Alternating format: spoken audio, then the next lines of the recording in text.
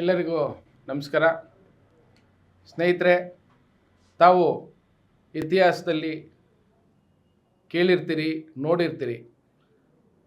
ನಮ್ಮ ರಾಜ್ಯದಲ್ಲಿ, ದೇಶದಲ್ಲಿ ಹಾಗೂ ಪ್ರಪಂಚದಲ್ಲಿ ಸಾಕಷ್ಟು ಹಗರಣ ಬಗ್ಗೆ ಕೇಳಿರ್ತೀರಿ. ಅದ್ರ ಬಗ್ಗೆ ತನಿಖೆಗಳನ್ನು ನೋಡಿರ್ತೀರಿ.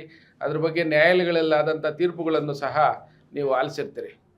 ಆದರೆ ಇತಿಹಾಸದಲ್ಲಿ ಎಂದೂ ಕಂಡು ಕೇಳರಿಯದ ಒಂದು ಹಗರಣ ಅಂದರೆ ಅದು ಹೆಣದ ಮೇಲೆ ಹಣ ಮಾಡಿದ ಸರ್ಕಾರ, ಅದೇ ಕೋವಿಡ್ ಹಗರಣ.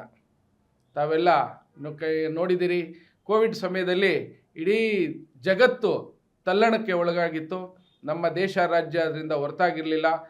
ಮನೆಗಳಲ್ಲಿ ಸಾವುಗಳಾಗ್ತಾಯಿದ್ದೋ, ಬೀದಿಗಳಲ್ಲಿ ಸಾವುಗಳಾಗ್ತಾಯಿದ್ದೋ. ಒಂದು ಕುಟುಂಬದಲ್ಲಿ ಇಲ್ಲದೆ ಇದ್ದರೂ ಅವರ ಯಾವುದಾದ್ರೂ ಒಂದು ಸಂಬಂಧಿಕರ ಆಕ್ರಂದನ, ಅವರು ಆಸ್ಪತ್ರೆಯಲ್ಲಿ ನರಳ್ತಕ್ಕಂಥದ್ದು, ಫೆಸಿಲಿಟಿ ಸಿಗದೇ ಇರತಕ್ಕಂಥ ಸಮಯದಲ್ಲಿ ಜನಗಳ ನೋವನ್ನು, ಅವರ ಕಾಯಿಲೆಗಳನ್ನು ವಾಸಿ ಮಾಡಬೇಕಾಗಿದ್ದಂಥ ಸರ್ಕಾರ ಹೆಣದ ಮೇಲೆ ಹಣ ಮಾಡಲು, ಲೂಟಿ ಮಾಡೋಕ್ಕೆ ನಿಂತ್ಕೊಂತು. ಅದೇ ಭ್ರಷ್ಟ BJP ಸರ್ಕಾರ, ಅಂದಿದ್ದಂಥ ಸರ್ಕಾರ.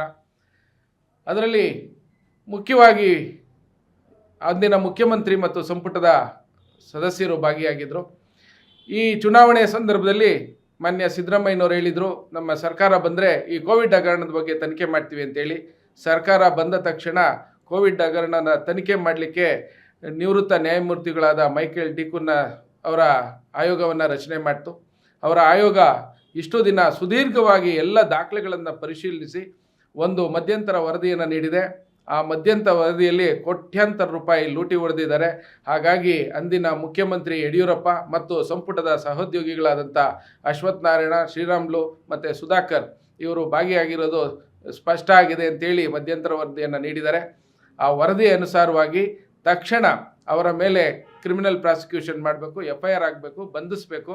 ಈ ಜನದ ಹಣದ ಬೆವರಿನ ಹನಿಯ ಟ್ಯಾಕ್ಸ್ ಅಮೌಂಟನ್ನು ಲೂಟಿ ಮಾಡಿರ್ತಕ್ಕಂಥವ್ರು ಯಾರೇ ಆಗಿರಲಿ, ಎಷ್ಟೇ ಪ್ರಭಾವಿಯಾಗಿರಲಿ, ಅವರನ್ನು ಜೈಲಿನ ಸಲಾಖೆಯಿಂದ ನಿಲ್ಲಿಸಬೇಕು ಅಂತೇಳಿ ಆಮ್ ಆದ್ಮಿ ಪಾರ್ಟಿ ಆಗ್ರಹ ಮಾಡಿದೆ.